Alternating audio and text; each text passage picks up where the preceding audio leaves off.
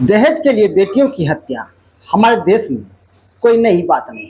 दहेज के लिए महिलाओं की हत्या हमारे देश में कोई नई बात नहीं। 21 मई का दिन भवानी कुमारी के लिए उसका आखिरी दिन साबित हुआ। दरअसल साल भर पहले मधेपुरा जिले के चौसा थाना क्षेत्र में पड़ने वाले पहाड़ी बासा के रहने वाले पूरन शर्मा की 21 वर्षीय बेटी भवानी कुमारी की शादी भागलपुर जिले के नैनपुर प्रखंड के भोजूटोल गांव के रहने वाले मधुसूदन शर्मा के पुत्र विभीषण शर्मा से हुई थी। शादी बड़े धूमधाम से हुई, गाजे बाजे के साथ हुई।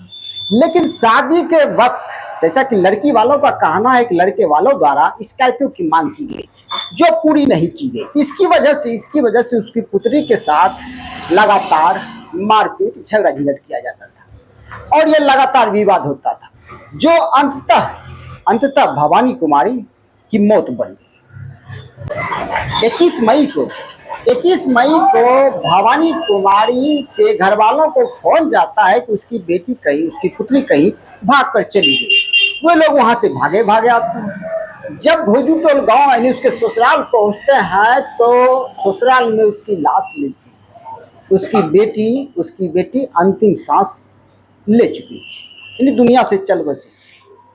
उसके माता पिता द्वारा मामला दर्ज करवाया जाता है, लड़के के पिता द्वारा, उसके परिवार वालों द्वारा दहेज के लिए गला घोटकर उसकी हत्या कर दी। सभी को आरोपी बनाया जाता है।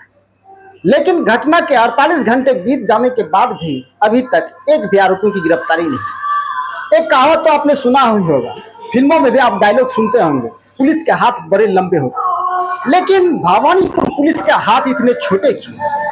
भवानीपुर थाना क्षेत्र में दिन दहाड़े सीएसपी लूट होती है, लेकिन अपराधियों का सालों तक पता नहीं चलता। भवानीपुर थाना क्षेत्र में दिन दहाड़े एक निर्दोष शिक्षक की हत्या हो जाती है, अपराधियों द्वारा हत्या कर दी जाती है और सालों तक अपराधियों की गिरफ्तारी नहीं है। भवानीपुर थाना क्षेत्र में NH-31 पर दिन दहाड़े अपराधियों द्वारा खुलेआम लूट की जाती है और आज तक अपराधियों का पता नहीं चल पाता। ये हाल है हमारे सिस्टम का। यदि आज किसी विधायक के बेटी की, किसी सांसद के बेटी की या किसी रईस आदमी के बेटी की इस तरह से मौत होती तो पुलिस महकमे में खलबली मच जाती, पुलिस भागे फिरती। अभी तक कई लोगों की गिरफ्तारी हो चुकी है। इस तरह से चलता है हमारा सिस्टम।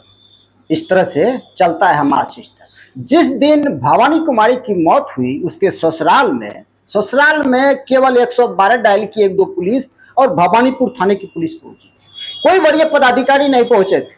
यहाँ तक कि उसके लाश को पोस्टमार्टम के लिए ले जाने के लिए एम्बुलेंस तक की व्यवस्था नहीं हो पाई। मजबूरन टोटो पर लादकर उसकी लाश को NH-31 तक लाया जाता है और यहाँ से उसे लादकर पोस्टमार्टम के लिए भेजा जाता है। ये हाल है हमारे सिस्टम का। खैर, भवानी कुमारी की हत्या हुई है या मौत है ये तो कोर्ट फैसला करेगा, लेकिन पुलिस वाले भाई साहब, आप अपना काम तो कीजिए। क्या नाम है आपका? अभिनंदन सर। आप भवानी कुमारी के कौन है? मैं जीजाजी। अच्छा, आज घटना के 48 घंटे बीत चुके हैं, अभी तक कितने आरोपियों की गिरफ्तारी? एक भी नहीं गिरफ्तारी हुई। एक भी गिरफ्तारी नहीं। इसमें आप क्या करना चाहते हैं? प्रशासन की लापरवाही है या लापरवाही है? पूरा निकम्मा है प्रशासन। ऐसे खुले ही घूम रहे हो। खुले घूम रहे। उसको तो ये ही नहीं पता है, चिट्ठी मार रखा है। अच्छा, आज यदि किसी विधायक के बेटी की, सांसद के बेटी की या रईस आदमी की बेटी की है इस तरह से मौत होती है, हत्या होती है, तो पुलिस किस तरह से काम करती? और एक आम आदमी के बेटी की हत्या हुई तो किस तरह से काम कर रही है? ये तो जमा निकम्मा के तरह चल रहा है। हम यही कहना चाहते हैं, आज हमारे साथ बीतता है, कल और किसी के साथ बीतेगा, लेकिन हम यही बोलना चाहते हैं, ठीक से बढ़िया से करना चाहिए, इसको नहीं मिलना चाहिए। हाँ, गिरफ्तारी होना चाहिए। भवानी कुमारी के कौन है आप? मैं उसका भाई हूँ, चचेरा भाई। हाँ।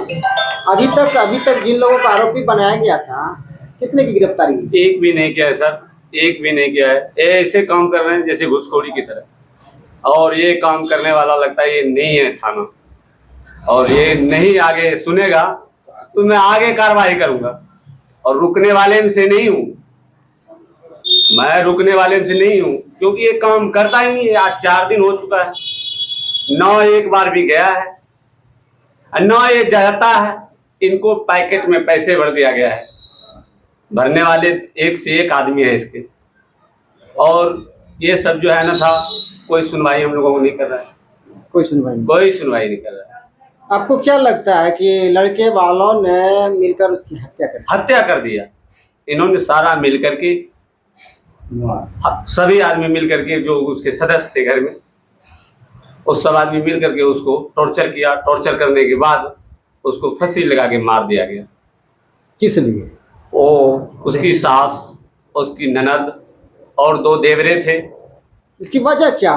वजह वो धमकियां देता रहता था बार बार, मुझे पैसे दो, मैं कार लेना है, गाड़ी लेना है, इस चीज का धमकियां देता रहता था, और हमेशा वो टॉर्चर करता रहता था।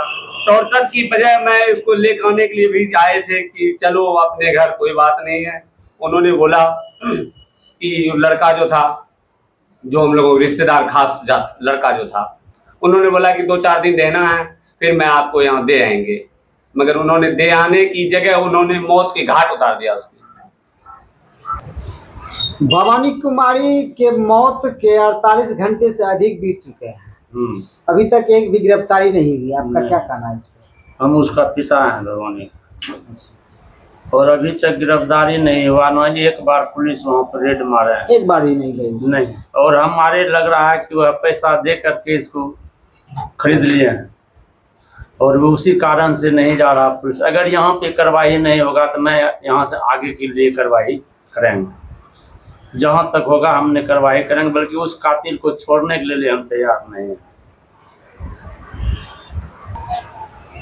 भवानी कुमारी की हत्या मामले में जिन लोगों को नामजद बनाया गया था, अभी तक किसी की गिरफ्तारी नहीं हुई। किसी की गिरफ्तारी नहीं हुई है सर। इसकी वजह बता सकते हैं? इसकी वजह क्या है? हमको लगता है कि थाना जो है ना, कुछ खा पी के मैटर यहाँ सोल्व करना चाह रहे हैं, इसीलिए वो तो सरेआम घूम रहा है। कभी आशा टोल, कभी कुशाहा, कभी भवन, कभी गाँव रहता है, उसके बाद कभी क्या कहता है बिरवास रहता है, कभी मार्केट आता है। हमको तो सभी मालूम हो रहा है। आपको क्या लगता है प्रशासन ठीक से अपना काम कर रही है? हमको यही लगता है प्रशासन अपना ठीक से काम नहीं कर रहा है। क्या चाहते हैं आप लोग? क्या चाहते हैं? हम यही चाहते हैं कि उसको जितना जल्द हो सके पकड़ के उसको जितना सख्त से सख्त उसके साथ कार्रवाई